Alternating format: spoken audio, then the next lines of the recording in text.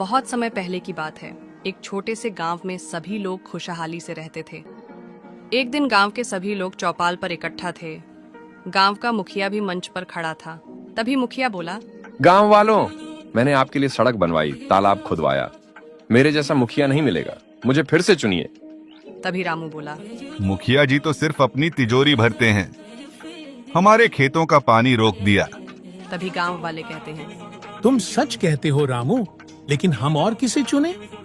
तभी वहां पर साधु बाबा आते हैं और कहते हैं, भाइयों, अंधे कुएं में गिरने वाला कभी खुश नहीं होता। मुझे सुनने दो कि यहाँ क्या समस्या है। मुखिया अपने बड़े से घर में सोने चांदी के गहने गिन रहा था और मुखिया हंसते हुए कहता है, गांव वालों से टैक्स लिया और अपनी तिजोरी भर ली, मुझे कोई नहीं रोक सकता। तभी साधु बाबा मुखिया के दरवाजे पर आते हैं और कहते हैं, मुखिया, धन का लोभ विनाश का कारण बनता है। लोगों की भलाई करो वरना पछताओगे। ये बात सुनकर मुखिया गुस्से से भर जाता है और कहता है, तुम्हें मेरी चिंता करने की कोई जरूरत नहीं है। मुखिया साधु बाबा की बातों को अनदेखा कर देता है।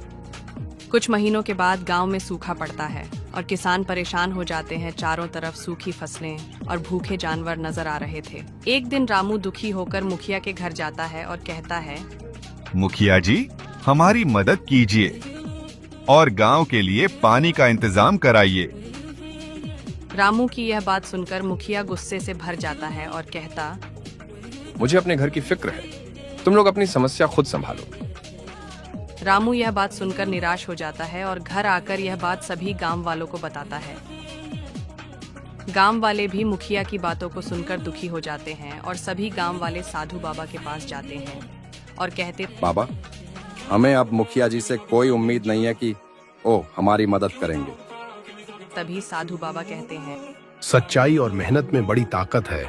एकजुट होकर काम करो, भगवान तुम सबका मदद अवश्य करेंगे।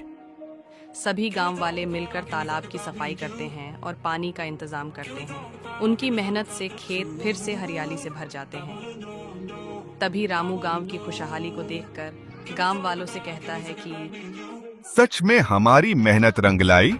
अब हमें उस चालबाज मुखिया की कोई जरूरत नहीं है।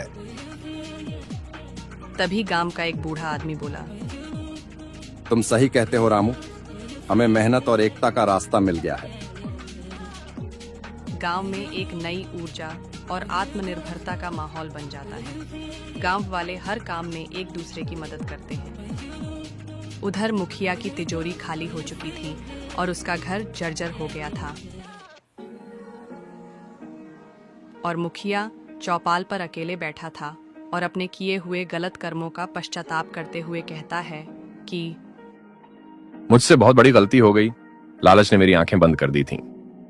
मुखिया यह बात सोच ही रहा था कि उतने में वहां साधु बाबा आ जाते हैं और कहते हैं कि मुखिया, तुम्हारे पश्चाताप करने का यही सही समय है। गांव वालों के साथ मिलकर काम करो, यही एक मुखिया होने का सच्चा नेतृत्व है। तब मुखिया साधु बाबा की कही बातों को मानकर गांव वालों से माफी मांगता है और गांव वालों के साथ मिलकर काम करने का वादा करता है। और इस तरह मुखिया अपनी गलतियां सुधार लेता है और गांव में शांति और समृद्धि फिर लौट आती है। तभी रामू कहता है कि देखो, बाबा जी की कही बातों ने हमारे गांव को बदल दिया। अब हर कोई मिलजुल कर काम करता है। सभी गांव वाले साधु बाबा के उपदेश को अपने जीवन में अपनाने का संकल्प लेते हैं और मुखिया भी अब अपनी जिम्मेदारी को ईमानदारी से निभाता है। तो दोस्तों, हमें इस कहानी से यह सीख मिलती है कि लालच से हमेशा बचना चाहिए। मेहनत, ईमानदारी और एकता से जीवन में हर मुश्किल को हल किया जा सकता है। जब हम दूसरों की भलाई सोचते हैं तो हमारा जीवन भी बेहतर बनता है।